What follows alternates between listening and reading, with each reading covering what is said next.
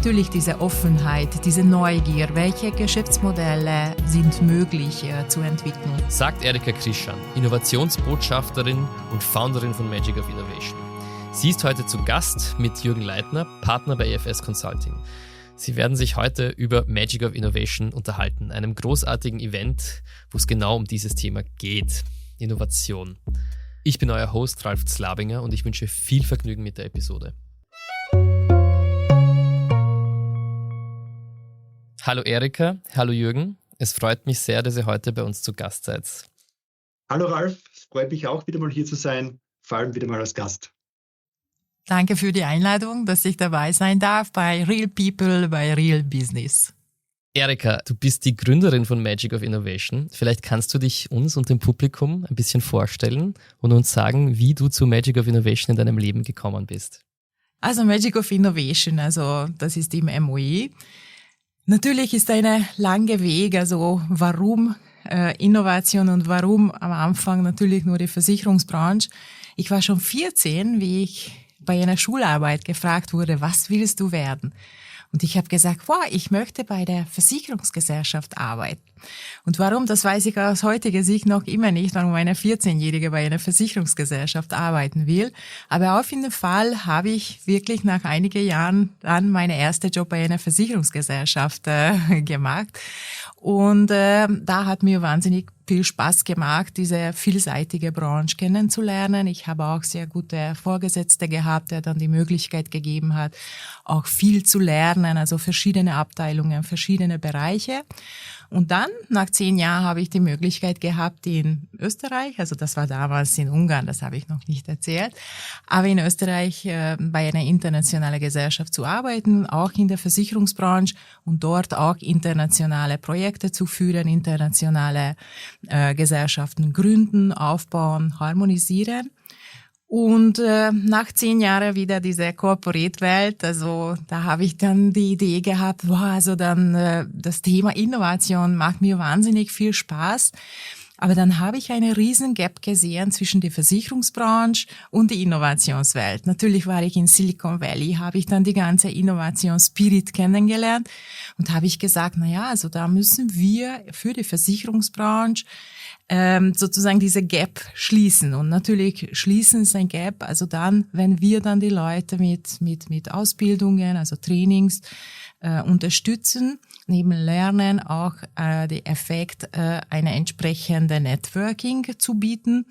Und weil ich Wien als Standort sehr mag, deswegen war die Idee, wir sollten diese Community, also die open-minded Leute zusammenbringen und in Wien einen Standort für Versicherung und Innovationen zu schaffen. Und so ist dann genau vor 10 Jahren die Idee für Magic of Innovation entstanden. Ja, Wahnsinn. Und Jürgen, soweit ich weiß, EFS ist ja seit ca. 3 Jahren aktiv an Magic of Innovation beteiligt oder beziehungsweise macht mit. Vielleicht kannst du ein bisschen erzählen, wie ist EFS dazu gekommen und was ist da unsere gemeinsame Geschichte? Ganz ursprünglich bin ich sehr zufällig auf das Event Magic of Innovation gekommen, als ich auf der Suche nach neuen Events war, wo wir erstens hingehen können zur normalen Teilnahme, aber auch hinsichtlich als Speaker mit Bühnenpräsenz auftreten können. Und dann war ich im 2021 das erste Mal bei diesem Event und durfte auch ein Panel hosten. Und das war in Summe ein Event der, ich sage mal, etwas anderen Art, weil auf den meisten Events ist es so, da geht man hin, trifft man schon die Branchenexperten und so weiter, aber die einzelnen Personen sind eher so ein bisschen abgekapselter. Bei Erikas Magic of Innovation war das allerdings anders. Das war eine einfach grundpositive Stimmung von Anfang an, egal ob man jetzt aus der Branche direkt kommt oder als Consultant da war. Man hatte immer das Gefühl, man ist Teil einer Community. Und so bin ich dann auf den Geschmack gekommen, das eben zu wiederholen und bin seit 2021 jedes Jahr auf dem Event, auch auf der Bühne gewesen. Mhm. Und jetzt ist ja dieses Jahr eine kleine Änderung sozusagen. Wir sind ja als Co-Host dabei dieses Jahr. Was bedeutet das jetzt eigentlich? Und außerdem, was ist jetzt die Motivation von beiden Seiten, dass wir jetzt da noch ein bisschen unsere Zusammenarbeit vertiefen? Ja, also ich freue mich, dass unsere Spezial-Event-Konzept für euch auch so gefällt, weil genau neben dieser Learning-Effekt für mich auch persönlich sehr wichtig die Community-Bildung. Und ihr als innovative Beratungsunternehmen habt ihr immer die besten Methoden, beste Tools, was mit Wissensweitergabe zu tun hat. Und ich freue mich dann aus dieser innovative Perspektive für unsere Community mit dieser sogenannten Knowledge Sharing, dass ihr dann auch eine Teil seid. Und Jürgen, was ist aus EFS-Sicht sozusagen der Grund, also daneben, dass es ein großartiger Event ist, der sich einfach noch ein bisschen persönlicher anfühlt als die meisten anderen. Warum machen wir jetzt noch intensiver mit als sonst? Man kann es eigentlich ganz gut unter dem Namen Business Development zusammenfassen. Und warum machen wir das überhaupt? Es geht hier für uns in Richtung Geschäftsfelderweiterung. Also wir wollen einfach schauen, wie können wir uns in Zukunft breiter aufstellen, nicht unbedingt nur aus Sicht, wie wird das Unternehmen größer, sondern vor allem auch aus der Perspektive, wir müssen auch demografische Wandel berücksichtigen, wir müssen technologische Wandel berücksichtigen und so weiter. Und da muss man einfach auch immer schauen, wie man sein eigenes Geschäftsfeld entwickelt. Und wenn man sagt, der Kern dessen, was wir jetzt tun, ist in x Jahren vielleicht schon noch da, aber nicht mehr auf die Art und Weise, müssen wir auch schauen, wie wir uns weiterentwickeln. Und Business Development soll dazu beitragen. Und Business Development heißt für uns eben in neue Themen, in neue Unternehmen, Branchen, Märkte zu gehen. Und da gehört auch das Thema Startup sowie Inhouse Ventures und Direktbeteiligungen in weiterer Folge dann dazu. Und über diese Überlegungen haben wir uns natürlich auch gefragt, was sind denn gute Möglichkeiten, sich im Kontext Business Development gut aufzustellen und entsprechend zu positionieren. Und da gehören auch Events dazu, weil Events sind eben so ein Kristallisationspunkt von neuen Gedanken, von guten, konstruktiven Austausch und bieten auch die Möglichkeit der guten, nachhaltigen Zusammenarbeit. Es ist einfach eine super Basis. Und als ich jetzt schon mehrmals beim Magic of Innovation war, dachte ich mir, irgendwann würde ich gern selber mal ein Event hosten und war dann sehr, sehr happy, als Erika gefragt hat, ob wir dieses Jahr nicht gemeinsam was gestalten wollen. Mhm. Gut, dann sind wir ja schon sehr gespannt. Dann lasst uns vielleicht mal wirklich über das diesjährige Event sprechen, Magic of Innovation 2024. Vielleicht mal die erste Frage, was ist eigentlich unser allgemeines Ziel dieses Jahr? Wofür soll MOI 24 stehen? Genau, also wie ich gesagt habe, heuer ist ein ganz spezielles Jahr, weil wir unser 10-jähriges Jubiläum feiern. Also wenn 10 Jahre, also da ist immer ein bisschen Rückblick, was wir erreicht haben und wohin wir dieses Event entwickeln wollen. Also das Event ist international, also das heißt, da sind internationale Gäste, hauptsächlich aus der naheliegenden Länder. Und seit 5 Jahren nach der Covid-Zeit haben wir auch entschieden, dass das eine Digital-Livestreaming dazu zu organisieren. Damit erreichen wir natürlich die internationale Gäste auch. Und natürlich, wir haben nicht nur eine coole Workshop mit euch, eine Innovation Workshop, was ihr dann auch im Bereich Embedded Excellence, also das heißt, erstmalig werden wir dann auch offiziell das Event als Corporate Innovation Day definieren. Das bedeutet, wir laden eben die Versicherungsbranche, auch Banken, dann laden wir die Telco, dann laden wir dann die Handelsunternehmen, wir laden dann auch Auto- und Reiseindustrie ein, weil die Versicherungsbranche ist eine sehr connected Branche, also das heißt, da bestehen schon derzeit auch neue Geschäftsmodelle und wir wollen natürlich weiterhin, dass diese Corporate-Welt auch neue Geschäftsmöglichkeiten, neue Businessmodelle sucht und aufbaut miteinander. Und das Event in den letzten Jahren auch mit einer sehr High-Level Knowledge Transfer ausgestattet. Also wir haben professionelle Keynotes, also Felix Hoffmann, der dann auch ein cooles Buch in Psychologie der Innovation geschrieben hat, Axel Liebetrauer. Also wir haben wirklich, wo dann die Wissenstransfer stattfindet. Also daneben laden wir auch Startups ein. Von einer Seite, weil wir eine Teil vom Vienna Up, also das ist dann von der Stadt Wien organisierte, dezentralisierte Eventreihe eine Teil sind.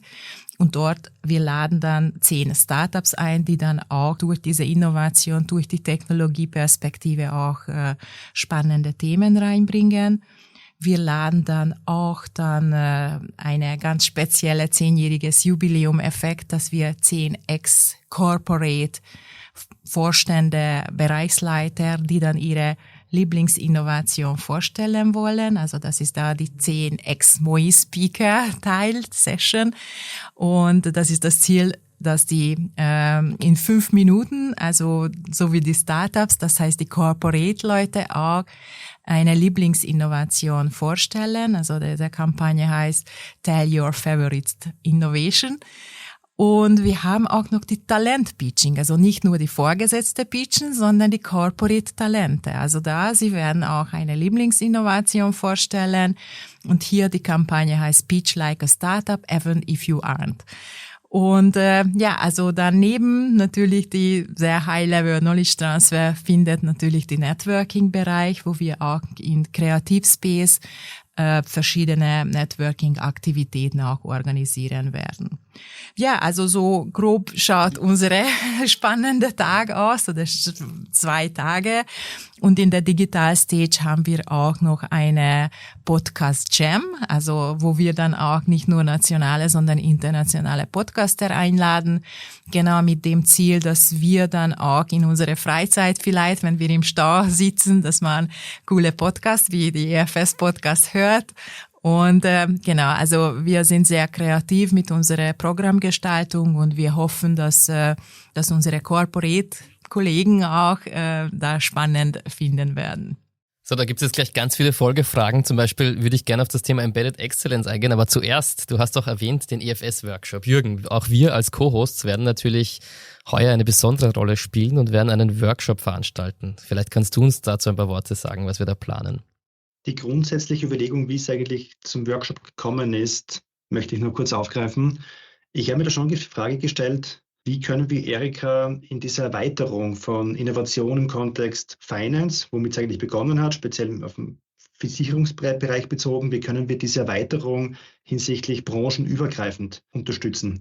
Weil so sind wir auch ins Gespräch gekommen, das gemeinsam zu veranstalten. Und dann war so die Idee, dass wir allen Corporates, die am Eventtag angemeldet sind, die Möglichkeit geben, am Vortag zu uns ins Büro zu kommen, um, ich nenne es jetzt mal, Erlebnisräume zu schaffen.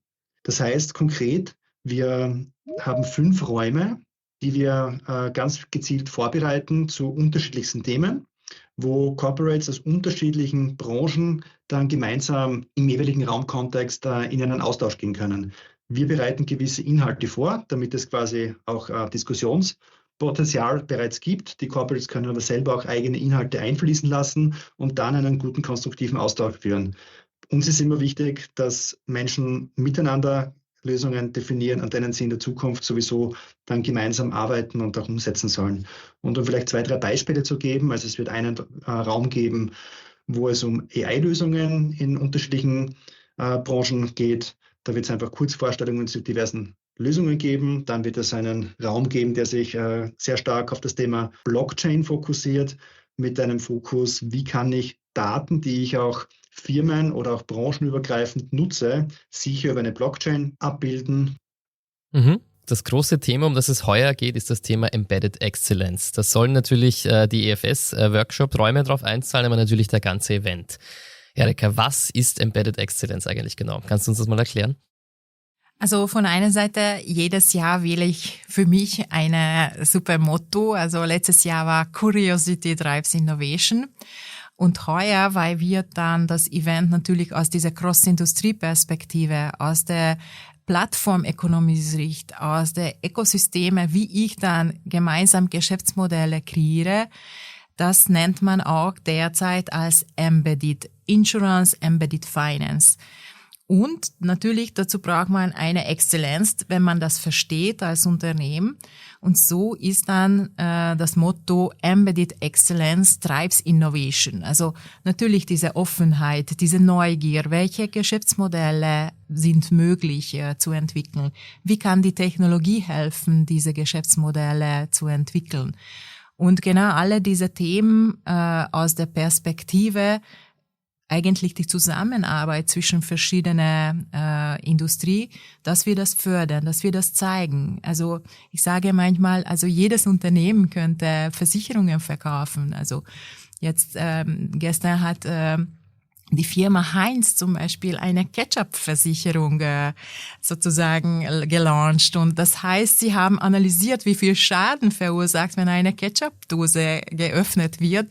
Und sie haben durch Technologie mit einem ganz einfachen Prozess, wenn du das vermeiden möchtest und deine Teppich oder Anzug reinigen möchtest, dann kannst du eine Versicherung kaufen.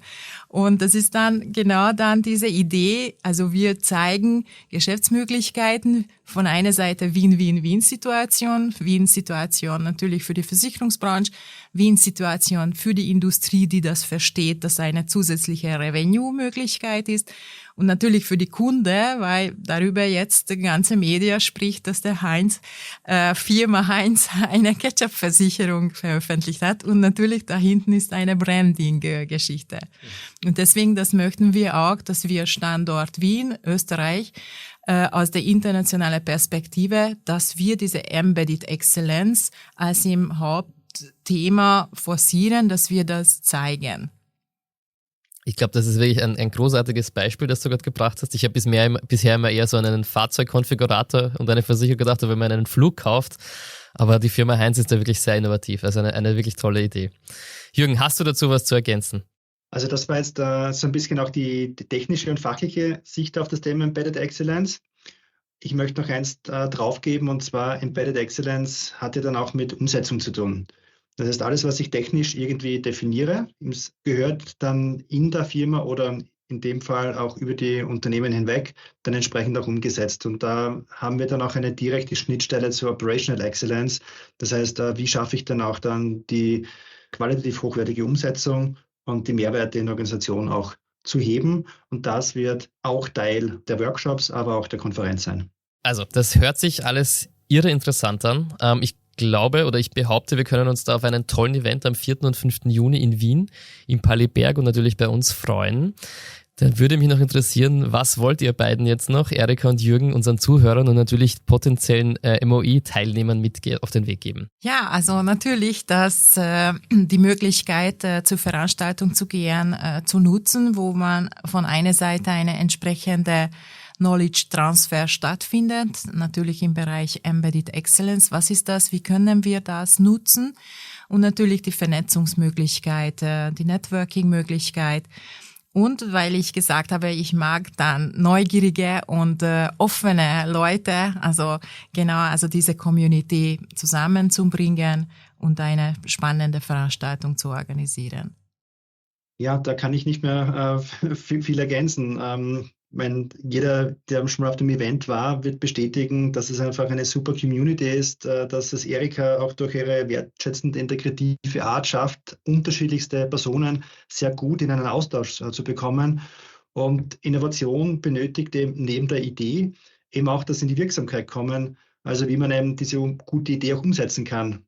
Und da kann ich nur alle Entscheidungsträger Ihnen dazu einladen, teilzunehmen und eben die Chance zum konstruktiven Austausch zu nutzen. Ja, super. Vielen herzlichen Dank, Jürgen und Erika, dass ihr heute da wart. Vielleicht noch eine letzte Frage. Wer jetzt mit euch, mit uns zum Thema MOI in Kontakt treten könnte, wo kann man uns denn erreichen? Ja, also von einer Seite, ich betreibe sehr starke Social Media, besonders in LinkedIn Community, eine Netzwerk, und natürlich kann jederzeit unsere Aktivitäten, unsere Posting gefolgt werden oder einfach auf unsere magicofinnovation.eu Seite zu kommen, und da werden wir auch kontinuierlich unsere Speakerliste erweitern und unsere Agenda erweitern und einfach dabei sein und unsere Community sozusagen genießen. Und wer direkt noch Fragen hat, die er oder sie beantwortet hätte, dann einfach eine Message an Erika oder mich schicken. Super, wunderbar. Vielen Dank für euren tollen Beitrag und ich freue mich auf unser nächstes Gespräch. Das war's wieder mit dem EFS-Podcast. Wir hoffen natürlich, dass ihr jetzt Lust habt, bei dem großartigen Magic of Innovation Event teilzunehmen. Und wir freuen uns natürlich auch, euch bei der nächsten Episode wieder begrüßen zu dürfen. Ciao!